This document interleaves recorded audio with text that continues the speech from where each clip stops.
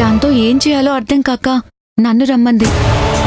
తెలియగలదే, నాకు తెలియకుండా ఇంత ప్లాన్ వేసిందా? నువ్వు మాత్రం తక్కువ ఏంటి? నేనేం చేశాను తులసి? ఆనంద్కే తెలియకుండా తన మెడలో 3 ముళ్ళు వేయడానికి మంగళసూత్రంతో సహా వచ్చావుగా. ఇది నా తెలివి కాదు, నీ అతి తెలివి. ఊరికే అన్నాలే బావా. తప్పదు బావా, ప్రేమ అంటేనే పెద్ద వ్యూహం లాంటిది. చుట్టూ అందరూ మనవాళ్లే, కానీ అందరూ ప్రేమకి శత్రువులే.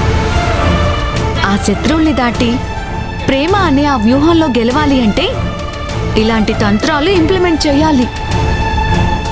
ఆనంద్ మెడలో 3 ముళ్ళు వేసే చెప్తా.